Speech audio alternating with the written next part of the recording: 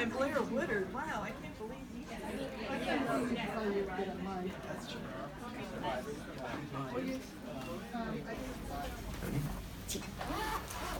Muy bien. Bueno, muchísimas gracias por venir esta tarde. Tenemos una presentación de este libro que va a ser veloz.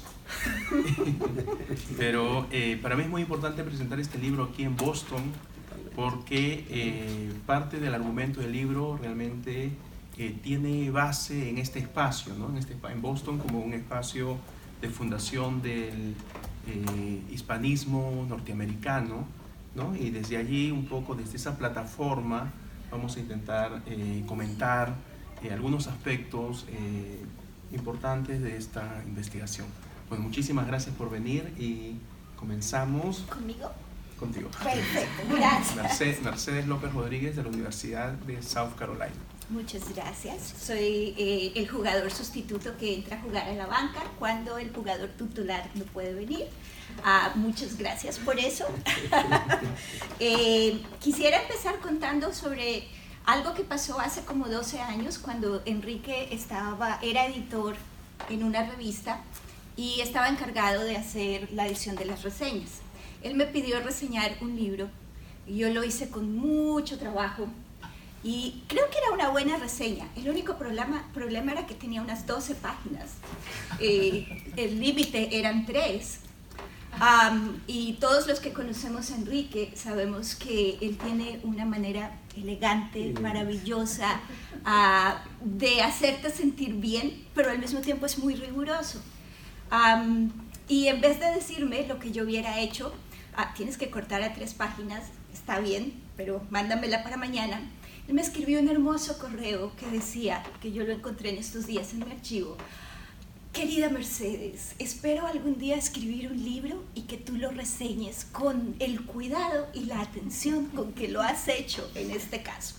Por favor, córtalo a 3 páginas. Con cariño, Enrique. En ese momento empecé a querer a Enrique.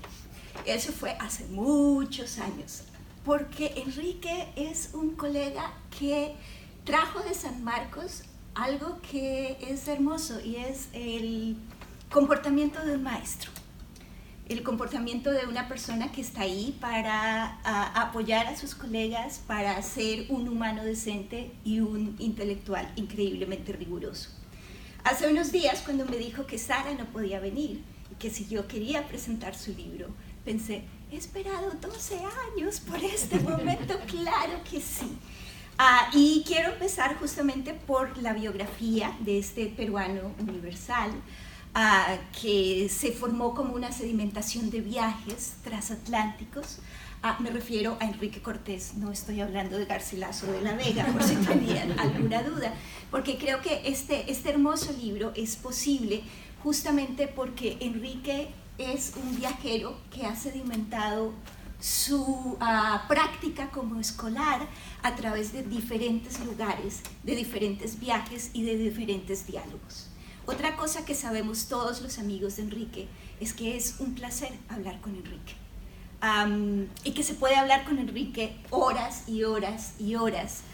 Y siempre te sientes enriquecido y te sientes feliz. Así que sobre este libro hemos hablado por años.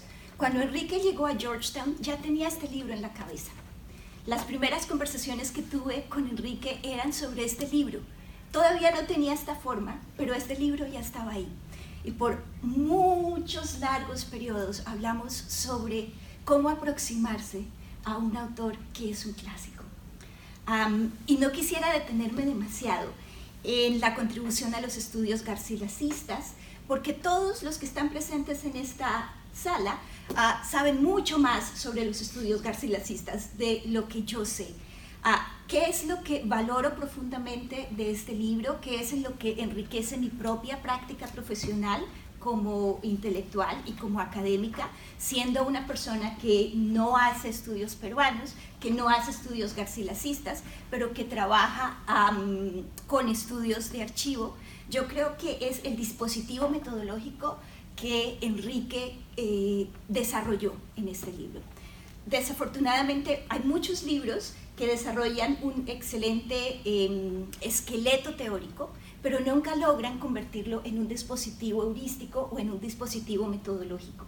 La noción de archivo con la que trabaja este libro tiene mucho que ver con la noción de archivo de Foucault, pero no es la noción de archivo de Foucault. Esta es la noción de archivo de alguien que lleva muchos años batallando con los archivos y con la idea de cómo se van sedimentando los discursos y las prácticas investigativas y escolares sobre una figura como el Inca Garcilaso. Por otro lado, permite trabajar cómodamente con un concepto que es muy complejo y que él discute en la introducción, el de la biografía, y que ha recibido recientemente atención, el giro biográfico, pero que no necesariamente había recibido un desarrollo como este. Para los que no somos garcilacistas, al leer este libro, entendemos que este libro era necesario. Entendemos que este libro va a enriquecer profundamente la conversación sobre cómo se construyen miradas sobre los archivos coloniales en el siglo XIX. Como un escolar del siglo XIX aprendí muchísimo y me proveyó algo que es invaluable, la imaginación metodológica. ¿Qué hacer para acercarse a textos que, por ser tan clásicos, tan amados, están atravesados además con discursos nacionalistas, están atravesados con diferentes lecturas y diferentes prácticas?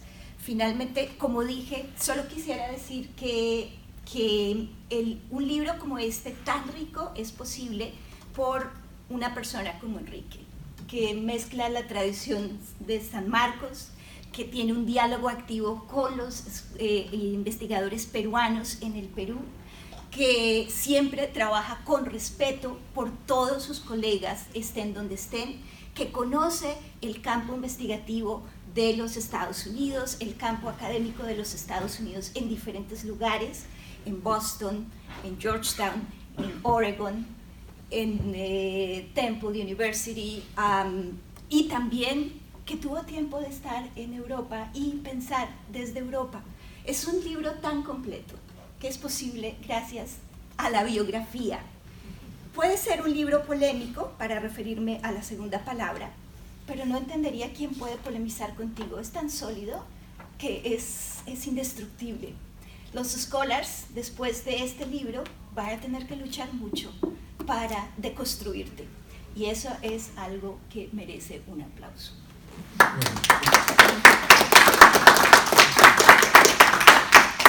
Muchísimas gracias, Mercedes. Realmente me he puesto tímido, puedes decir, después de este comentario tan elogioso, y viniendo de ti, que eres también una investigadora realmente sólida y de quien siempre he respetado y respeto el trabajo que estás haciendo.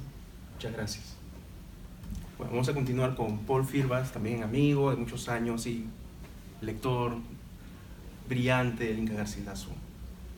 Muchísimas gracias, Enrique, muchísimas gracias por tu ocurrencia de tenerme aquí. Soltar, Mercedes, que me parecen importantísimas. Una de ellas es enriquecido, ¿no? Creo que el juego es obvio, es evidente y quedamos enriquecidos después de la lectura, ¿no?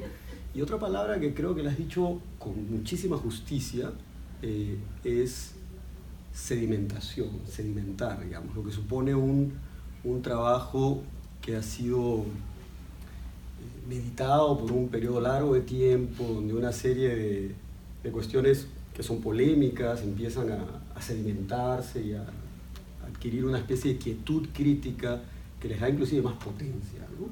Se siente ya que hay una intervención muy bien meditada y se suelta, se entrega a un objeto sólido, ¿no?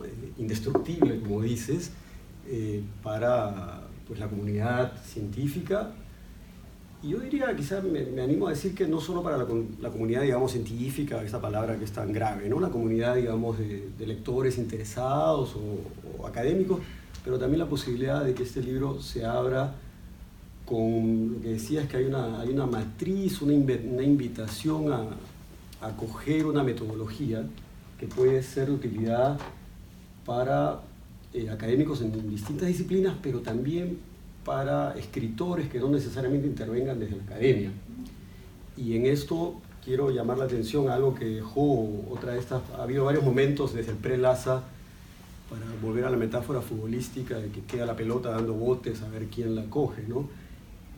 Charles Walker hablaba de la ausencia, para él lamentable, del género de la biografía en las letras latinoamericanas en general. Se refería al Perú, pero ¿no? Él pensando desde el mundo anglo, en este país donde en cada librería, en cada aeropuerto, en cada estación de tren siempre hay una zona de libros que son biográficos y además autobiográficos, ¿no? Es un género que se cultiva mucho desde aquí. Yo creo que hay algo, no que tu libro sea en sí mismo una biografía, pero hay como algo que tú llamas muy bien esa imaginación biográfica, ¿verdad? Que creo que es una de las contribuciones más allá de lo específico del Inca que tu libro nos entrega para todos nosotros, ¿no? Había escrito algunas, porque como Lasa es largo y pasan muchas cosas, ¿verdad? Uno no sabe cómo va a llegar a este momento, entonces si va a tener suficiente lucidez para poder decir así viva voce y con todo mi cariño lo que quiero decir. Voy a leer un poquito y después regreso a algo que no consigo completar y que te voy a pedir ayuda, y que no es específicamente sobre el libro, sino que quería completar cómo nos conocimos, ¿no? Porque ya se ha diluido en algún momento de nuestra historia en Lima, ¿no?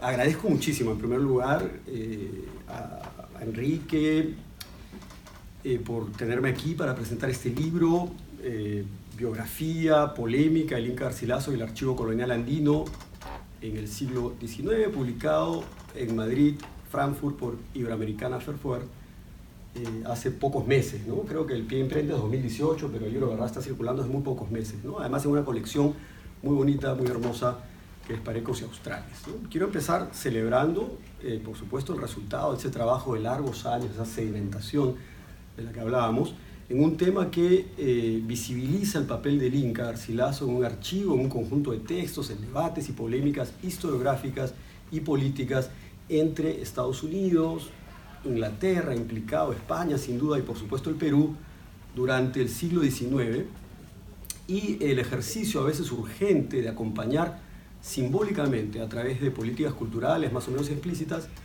a las nuevas realidades y políticas y sus fundaciones, con un aparato historiográfico, discursivo que les dé sustento, ¿no? El trabajo rebasa en verdad ese siglo XIX que se anuncia en la portada, ¿verdad? Biografía y polémica, el Inca Garcilaso y el Archivo Colonial Andino en el siglo XIX, pero realmente yo diría que lo rebasa en el mejor sentido.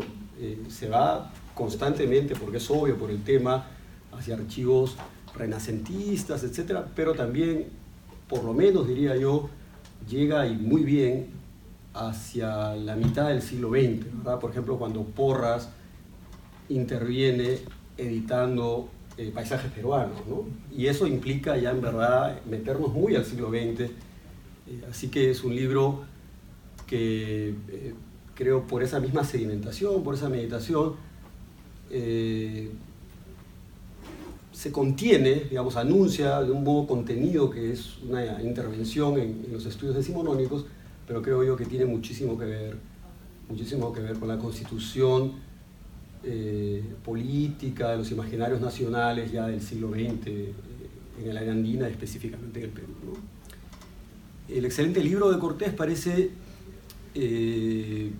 iniciarse en una propuesta crítica que el mismo protagonista del libro, es decir, el Inca, habría ya sembrado como forma para pensar el pasado andino, es decir, lo que José Durand dijo en un momento cuando escribió que el Inca había sabido conjugar historia y autobiografía. Yo creo que la matriz crítica, además, es una recogida de algo que es evidente que está en el mismo Inca Garcilaso, ofrecer su propia vida como una forma de pensar el pasado, ¿no? Repito acá que hace un par de días, ¿no? En el pre-Lasa, Chuck Walker llamaba la atención sobre la falta de biografías en esa tradición crítica peruana, en contraste con la tradición anglosajona, que cultiva y casi diría hace culto a ese género, ¿no? El caso de Garcilaso es, sin embargo, una pequeña excepción en la historiografía peruanista, porque disponemos por lo menos de un libro clásico y muy importante de Aurelio Miró Quesada, que es una biografía del Inca, pero una cantidad enorme de artículos y de otros libros que también han acometido el estudio biográfico del Inca, ¿no? Y estudios muy recientes, siguen saliendo cosas enormemente importantes. Por ejemplo, en los últimos meses se ha aclarado la relación del Inca con la Iglesia. Por ejemplo, ahora sabemos mucho más oficialmente, institucionalmente, digamos, hasta qué punto él estaba interviniendo, y cuando escribía los comentarios reales era parte, digamos, oficialmente de la Iglesia en Andalucía, ¿no? Así que es un trabajo que continúa y en el que obviamente Enrique interviene, no haciendo él biografía del Inca, sino estudiando los discursos sobre la biografía del Inca, ¿no? Y quiero decir además que todos nosotros que continuamos pensando y escribiendo sobre el Inca, estamos implicadísimos en este libro, en el sentido que nosotros participamos sin duda de esa polémica, a veces de modo más o menos explícito, a veces imaginamos que estamos haciendo algo muy científico y la verdad estamos participando, estamos ahí, ¿no? Así que quiero decir que me siento que estoy de alguna manera implicado, ¿no? El libro estudia detenidamente la recepción crítica de la figura del Inca y su inserción en proyectos historiográficos y políticos en España, después de la pérdida de las últimas colonias de ultramar, cuando se hace imperiosa la necesidad de reconstruir el imperio desde las letras. Esto en la obra de Marcelino Menéndez y Pelayo. Y, del otro lado, y temporalmente anterior, en la modernidad romántica anglosajona de la historia literaria de George Ticknor, 1849, y en la historia de la conquista de Prescott, de 1847, aquí en la Nueva Inglaterra, es decir, en este espacio que nos convoca hoy en Enlace. Así que es muy bonito lo que decías, que pues sin duda la geografía, la historia de esta ciudad, ¿verdad? El espíritu de esta ciudad y sus proyectos y sus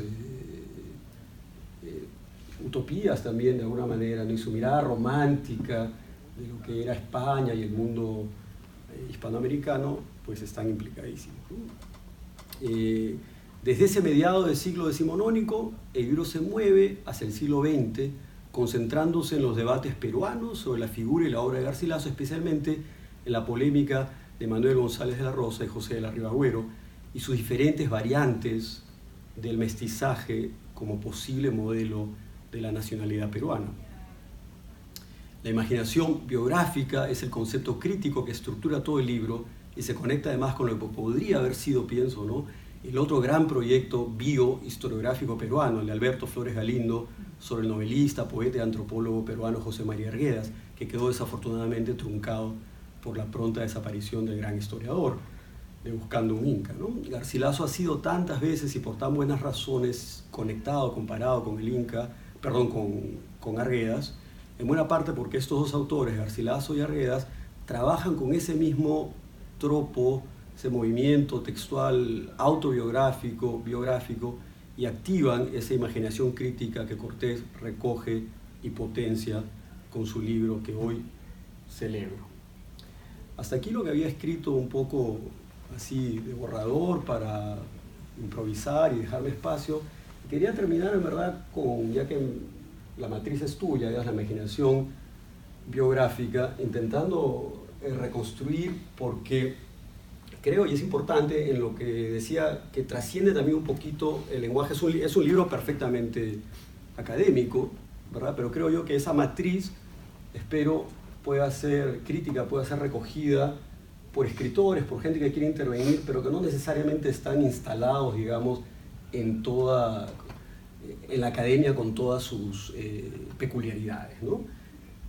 Porque nosotros nos conocimos, yo había hecho periodismo cultural en el diario Expreso de los años finales de los 80, principios de los 90, y me parece que en algún momento, recuérdamelo Enrique, nos conocemos cuando tú tenías estabas encargado de un suplemento, de varias páginas en el peruano, ¿verdad? Y es posible además que hayamos conversado, no sé si la primera o una de las primeras veces, en un café cerca o bien de la casa de Ricardo Palma o del Instituto Porras Barnechea. Así que siento que además esos lugares nos hemos conocido tienen todo que ver. Hay una geografía, hay una serie de lugares que están impregnados de los héroes de tu libro, digamos, o de los personajes con los que estás lidiando en tu libro, ¿no? No sé si tú recuerdas, y con eso, digamos, conectamos un poco nuestras vidas con el estudio, ¿no? Muchísimas gracias, Paul. Gracias a ti. Agradecimiento por participación. Bueno, básicamente yo sé que tenemos que correr con el tiempo y sí, diré que yo la primera vez que conocí a Paul Firvas fue del otro lado de la mesa, ¿no? En una presentación que él hizo en la Universidad Católica sobre el nombre de Perú, ¿no? Y estaba explorando, me acuerdo, esta imaginación geográfica y sobre todo cartográfica, ¿no? Y a mí me fascinó ver la profundidad con que se podía trabajar. Y entonces, en ese entonces, en donde yo estaba más o menos orientando mi vocación intelectual, vi en el trabajo de Paul una posibilidad. Y voy a decir que es una parte que no he podido desarrollar porque, sí, uno de mis intereses es la cartografía, ¿no? Y alguna vez digo, podré quizá para el segundo libro trabajar algo conectado a eso, pero el tipo de cartografía que he trabajado ahora es más bien una cartografía, digamos, intelectual, ¿no? más intelectual, más de las ideas, ¿no? Claro. Y ese libro que Mercedes decía que yo me lo traje en la cabeza a Georgetown, es parcialmente cierto, ¿no? Es decir, estaba pensando hacer algo sobre el Inca Garcilaso, pero lo que me preocupaba mucho era cómo intervenir en este espacio tan ya trabajado, ¿no? Y bueno, que entre el público tenemos también a Cristian Fernández, quien ha escrito un libro fantástico sobre el Inca Garcilaso y que ha sido también, sin duda, un texto fundador, formador, para imaginar una metodología, ¿no? Crítica para este libro, ¿no? Y eso es algo que siempre se logró en Georgetown gracias a gente como Wenke Patrick, que está aquí, mi gran mentora, ¿no? Y que gracias a sus preguntas, porque esto es lo fantástico en Wen, ¿no? Wen tampoco no tiene un libro sobre Inca Garcilaso, digamos, pero ha trabajado con tantos estudiantes trabajando al Inca Garcilaso que, digamos, ¿no? Tiene un mapa bastante claro por dónde van los problemas, por dónde van las preguntas que interesan, ¿no? Y es un poco eso lo que yo le agradezco a Wen esta tarde, y a Paul también, y a Cristian, y a Mercedes, y a todos los amigos con los que he podido dialogar. Y este libro en realidad es producto del diálogo, ¿no? De los lectores, porque es un libro también de recepción. Totalmente. ¿No? Es decir, claro, sin la palabra recepción como un término que encasilla, ¿no? y digamos, encajona una investigación, ¿no? Pero entendiendo la recepción como la posibilidad de un diálogo, como la continuación del diálogo y como el crecimiento textual de los autores. Es decir, de ahí la idea de archivo, ¿no? La idea de archivo, porque el texto, y yo trabajo un concepto que llamo el texto archivo, ¿no? Sí, sí. Que me parece que funciona muy bien en el Inca Garcilaso, ¿no? Porque el texto del Inca Garcilaso sirve literalmente como archivo para producir discursos nuevos durante todo el siglo XVIII, XIX, el siglo XX, sin duda. Creo que él está consciente de eso, ¿no? Él lo dice, él está consciente cuando habla mucho del archivo que usa y de su... Así es. Él además, el Inca Garcilaso menciona la palabra archivo como una práctica, como un modo de ir a las fuentes prehispánicas, ¿verdad? Y en cierto sentido autorizar su narración gracias a ese viaje que solo él controla gracias a las condiciones biográficas en las que estaba instalado, lo cual es realmente fantástico, ¿no? Entonces, sí, eso, ¿no? Eso. Otro elemento que me gustaría mencionar aquí es que este libro hubiera sido imposible, porque es un libro que es material también, hubiera sido imposible sin el diálogo que pude establecer con María, por ejemplo, María Pizarro, que está aquí, ¿no? A quien debo esta portada fantástica. Yo le dije, María, yo creo que ahí debe haber un quipu, y María me dijo al día siguiente, ¿qué te parece esto? ¿No? Maestra, María. Muchas gracias, María. ¿No? Y entonces, quizá invitarlos a ver el libro, ya no como un libro sobre el Inca Garcilaso, sino, como decía Mercedes, un libro sobre metodología, porque eso es lo que me interesa en realidad, ¿no? Cómo poder hacer preguntas nuevas y poder lograrlo a través de una metodología, porque la metodología no es, y eso lo hablaba con Sarisa, que está aquí, con quien compartimos un pequeño módulo sobre metodología en la Universidad Católica de Chile, ¿no? Y donde hablábamos sobre esto, ¿no? Sobre que la metodología no es solo este proceso aburrido, ¿no? De intentar darle, digamos, un marco conceptual a algo, sino es una posibilidad de decir. Es decir, la metodología tiene lamentablemente una palabra muy encasillada, pero sin embargo podría ser muy liberadora, ¿no? Y es un poco hacia donde va esta investigación, ¿no? Entonces, bueno, el tiempo es breve, así que dejo la presentación allí, pero si hubiera preguntas, comentarios, por supuesto, son bienvenidos. Nos podemos hacer el pasillo, por ejemplo, lo siguiente. Creo que hay que aplaudir, ¿no? Sí. Bueno, y si quieren comprar el libro, está en el stand de Iberoamericana, aquí al otro lado de la puerta. Muchísimas gracias. Yo exijo la firma del autor. Sí. La firma del autor.